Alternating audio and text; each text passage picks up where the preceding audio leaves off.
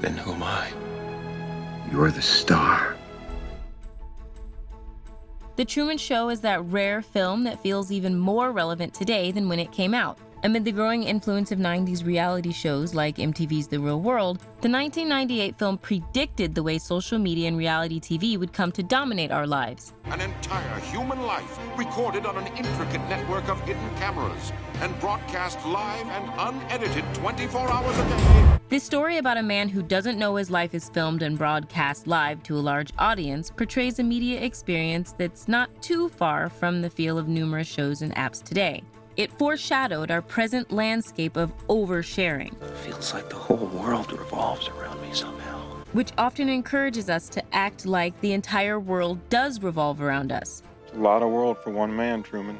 The Truman Show has also influenced our culture, I've reached a point in my life where my Truman Show boat has hit the painting. even giving rise to a mental condition called the Truman Show delusion, which refers to people's paranoia that they're unknowingly starring in a covert reality show. The patients that I've treated have that experience. They feel that their family, friends are actors. Yet the message the Truman Show actually sends is that we should fight back against the impulse to reduce our lives to hyper-controlled artificial narratives. The film exposes how turning real life into entertainment can dehumanize people. Look at what you've done to him! And reminds us that privacy is a valuable, even essential component of an authentic life. Never had a camera in my head. Here's our take on why it's chilling to watch The Truman Show today and reckon with whether we've ignored its warnings. I like your pen. I was wondering that myself.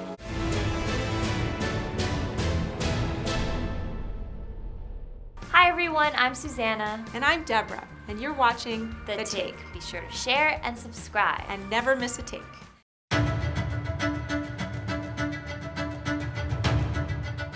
We all know how jealously you guard your privacy.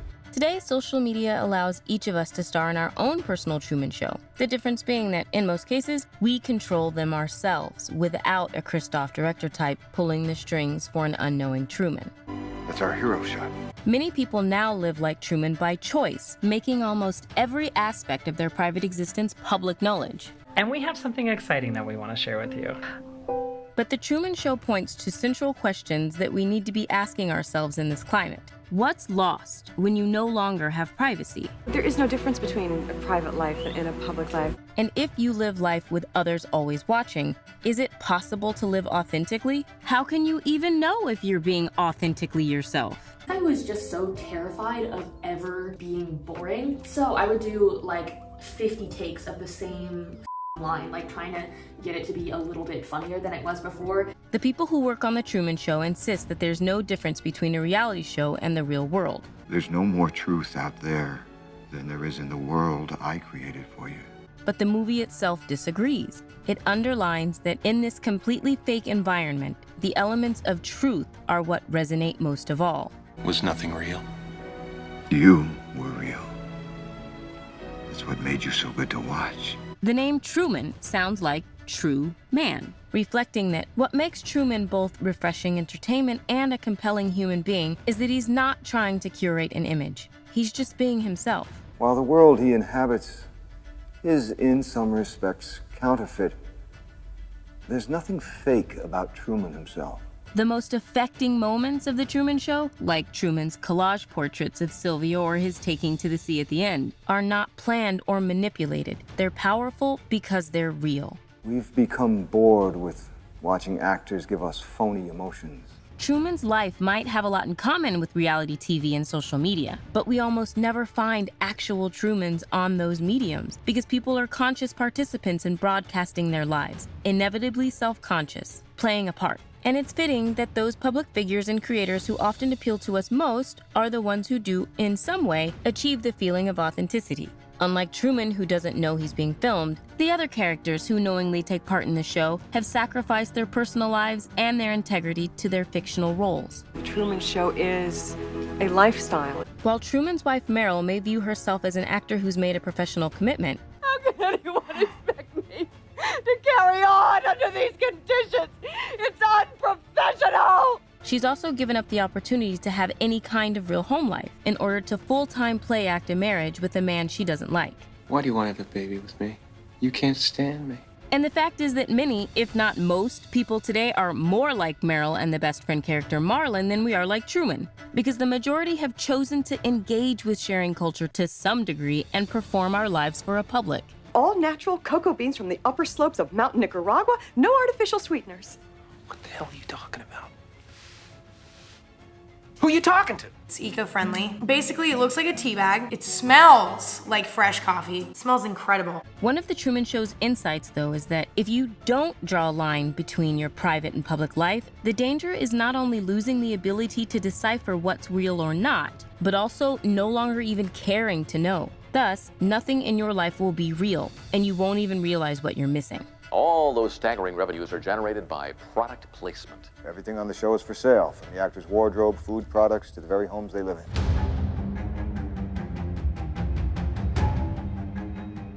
The Truman Show illustrates the dehumanizing effects of reality media, as well as the way viewers are complicit in this process. Meryl will be leaving Truman in an upcoming episode, and a new romantic interest will be introduced. I'm determined that television's first on-air conception will still take place. Director Peter Weir has said, quote, "The viewers in my film are part of the monstrous exploitation of a person, to the point where they have lost the ability to differentiate between real and unreal. In theory, because reality TV and social media offer privileged views of people's intimate lives, peering through this window at their private humanity should make us more empathetic. You can do it. But in practice, seeing human life turned into entertainment has the opposite effect. Viewers don't relate to the people we're watching as humans, but as props and tools for spectacle. 1.7 billion were there for his birth. 220 countries tuned in for his first step. The world stood still for that stolen kiss. The Truman Show's entertainment value relies on the complete absence of humanity, because Truman is being exploited, manipulated, and deceived by everyone he loves. And the last thing I'd ever do is lie to you. And the last thing that I would ever do is lie to you. So the implied lesson is that both creating and watching reality TV can lead to major failures of empathy. I mean, think about it, Truman. If everybody is in on it, I'd have to be in on it too. The movie underlines the ethical transgressions that may be required to manipulate reality into gripping entertainment. He's not a performer, he's a prisoner. Modern reality TV frequently involves interference from producers guiding the participants to act and live their lives in a certain direction, from subtle suggestion to more active meddling. Did you leak this information online? Yeah.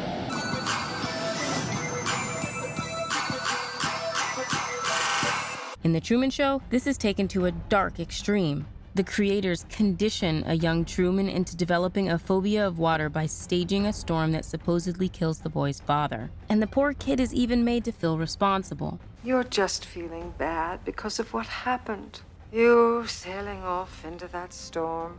But I've never blamed you, Truman, and I don't blame you now. They prevent him from pursuing a romance with the woman he has deep feelings for. We've so little time. They're gonna be here any minute. Who are? They don't want me talking to you. And near the end, in one of the most disturbing scenes in the film, Christoph goes to such extremes to prevent his star from escaping the set that Truman has to risk killing himself. Is that the best you can do? He's gonna drown and he doesn't even care. Meanwhile, the viewers who are glued to the screen watching Truman go overboard are also implicated in this ethical violation. The scene has an eerie parallel in real-world events that shortly preceded the film's release.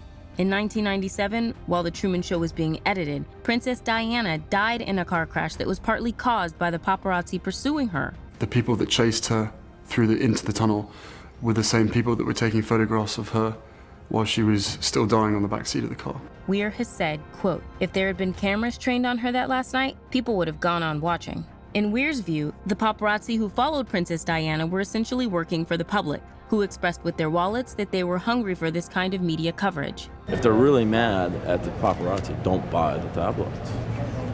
Just don't buy them. This fascination with famous people's lives rarely comes from a hateful or malicious place. Weir has said, quote, "The very people who were outraged at the perceived cause of her death, which were the paparazzi chasing the car, were the same people who bought the magazines and the sensational tabloid papers. They loved her, but they wanted to watch every moment of her life. If they had had a camera in her house, they would have had the viewership of The Truman Show or more." Likewise, in The Truman Show, there's a huge audience who adore Truman, yet who tune in every day to support a show they know treats him unethically. Why didn't you just follow her to Fiji? His mother got sick, really sick. He couldn't leave her. He's kind. Maybe he's too kind. So the film reveals that while we may think we care about the people we watch through reality media, ultimately we're using them, turning them into puppets for our own entertainment. I believe Truman is the first child to have been legally adopted by a corporation. Blurring the line between human life and entertainment makes it hard to see the people we're watching as real human beings who deserve privacy. We've already got this in the greatest hit state. A world all their own which isn't accessible to us. We can't let him die in front of a live audience. He was born in front of a live audience. This was something that people were grappling with in the late 90s, even beyond the media circus surrounding Princess Diana. In 1998, after The Truman Show was completed, Daniel V. Jones was engaged in a standoff with police that ended with his suicide being broadcast on live TV, showing that even the rawest human suffering can be co-opted by entertainment. You saw a man kill himself on our air. We never meant that to happen. As we're noted, we all watched the Gulf War as if it were a television show. People were glued to their TVs during those days. Since then, we've only seen more and more examples of entertainment mixing with reality in perverse ways that endanger, cheapen, and even destroy human life. The decision to engage in that chase was driven more by a need to provide entertainment than it was to keep Williamson County residents safe.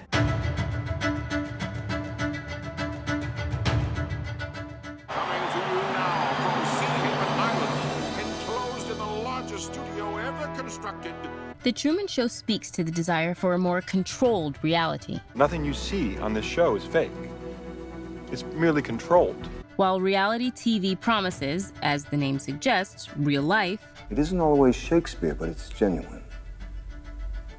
It's a life. a big part of its actual allure is the way it filters and shapes reality into familiar and comforting narrative packages. In The Truman Show, the director Christof, whose name even contains the word Christ, exercises godlike control over Truman's life. Cue the sun. And the show creator is a kind of perverse father who exploits his son figure. I was watching when you were born. I was watching when you took your first step. I watched you on your first day of school. Who's even willing to sacrifice that son in the name of entertainment. You're gonna have to kill me! Christof's clear talent for creating compelling TV out of the raw material of life underlines how the idea of adapting reality to fit a dazzling cinematic narrative is dangerously appealing. I am the creator of a television show that gives hope and joy and inspiration to millions. Likewise, in many of today's popular reality shows, episodes feel neatly plotted and edited into narratives with satisfying resolutions. In the season 2 Keeping Up with the Kardashians episode, Kardashian Civil War, Kim's excitement over getting a Bentley gives way to crushing disappointment when her sisters don't behave with the decorum she expects for such an important day. You are so jealous. You are just so jealous that you cannot get a Bentley and you're trying to ruin my moment for me. But after their mom drags the girls on a family vacation to bond in the next episode, I don't feel like laughing, skiing, and snowboarding with them. And Kim dramatically considers leaving, but then decides not to. The arc concludes with her being showered in feel-good sisterly love. I felt so bad. I'm so sorry. I walk through the door and I definitely feel the love. While the sisters reflect that crucial lessons have been learned.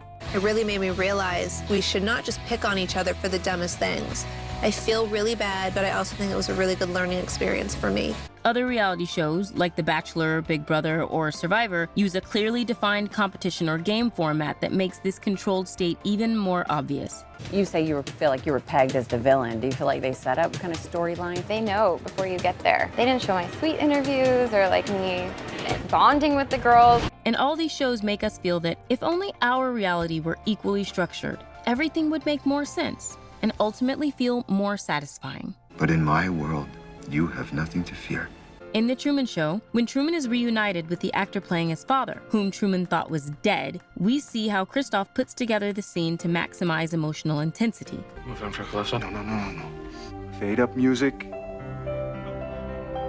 And now going close. There's a sense of creating feeling and meaning the way movies do. And we might imagine that we'd also like in our own lives for the music to cue in at the perfect moment and for everything to feel perfectly cinematic. Reality TV, like the show Truman stars in, plays to our desire to map common narrative arcs onto our lives. Yet this is exactly what makes most reality TV so limited and derivative. How do you intend to explain his 22-year absence? Amnesia. Brilliant. Do we really want to reduce the events of our lives to fit a series of hackneyed one-size-fits-all cliches, instead of opening our eyes to what's really happening to us and letting that potentially be an original thing? That's off limits! Why? What's over there? Nothing. It's dangerous, that's all. You've got to know your limitations, Truman. Perhaps the best argument against this kind of controlled reality is the fact that Truman, the guinea pig in the experiment of what it would be like to live totally inside one, isn't satisfied. Truman prefers his cell, as you call it. Well, that's where you're wrong. You're so wrong. And he'll prove you wrong. As soon as Truman starts to catch on to the truth, it's like he has a survivalist instinct to escape by any means necessary. Same road, no cars. It's magic. Even long before he understands the situation, he instinctively feels he wants more out of life. You know, there are still islands in Fiji where no human being has ever set foot. Which is why his writers/captors have to keep artificially devising ways to stop him from following his will to leave this bottled up world. I'd like to be an explorer, like the great Magellan. Oh, you're too late. There's really nothing left to explore. Thus, the movie essentially argues that any predetermined narrative controlling our lives is antithetical to the freedom of the life impulse itself. I want to get away, see some of the world, explore. The reason that Truman falls for Sylvia, despite her small role in his scripted story, is that she's not trying to dupe him like everyone else. Everything I've told you is the truth. Deep down, he recognizes an honesty in her that's missing in the rest of his life. Truman, he's lying. Don't worry. So his attraction suggests that even if we're oblivious to the facts, we have a subconscious understanding of what's real. See, they got rid of her, but they couldn't erase the memory. Following this instinct to chase after truth guides Truman in his journey toward breaking free from the artifice that's trapping him and making him unhappy. He was absolutely determined to discover the truth. There's no way we could prevent him. To be a true man or woman like Truman, we can't be contained by a scripted formula or by someone else's story. It's fake. It's all for you. I don't understand. And this guy and the sea, everything. While most of us are not, as far as we know, literally in this character's situation, like him, we tend to accept our society's norms and assumptions about the goals we should chase after. We accept the reality of the world with which we're presented. And like him, if we step outside that daily script, we might realize that there could be a more fulfilling, uncharted reality to go after. He was curious from birth, premature by 2 weeks. It was almost as if he couldn't wait to get started. At the end of the movie, Truman steps from his fake world into the great unknown. The viewers watching this within the movie are visibly moved. Perhaps on some level, it gives them hope that they too can break out of their own personal prisons. But with its very final lines, the movie also hints that many, both within the story and those watching The Truman Show itself, are likely to miss the message altogether. What else is on? Yeah, let's do what else. Where's the TV guy? Reality TV is frequently about escaping our own lives and imagining what it would be like to be rich, famous, in love, or an amazing chef. In The Truman Show, viewers can retreat into a nostalgic past ideal of American life. And it's another beautiful day in paradise, folks, but don't forget to buckle up out there. Weir has said, quote, "We studied Saturday evening post covers for this kind of dream of a small town America that may never have existed, but was certainly mythologized in movies and other media." Oh, and in case I don't see you, good afternoon, good evening, and good night.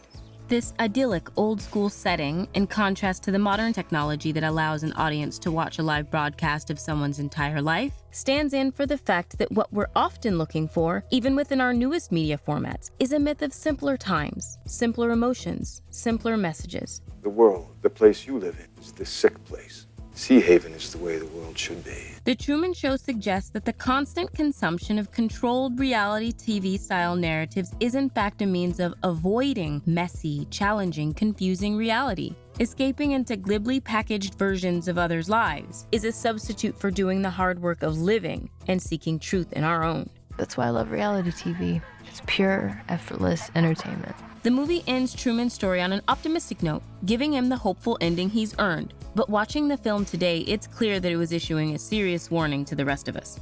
And that message may have gone right over our heads. So why would you want to go there? Because I never have. That's why people go places, isn't it? This is The Take. What do you want our take on next?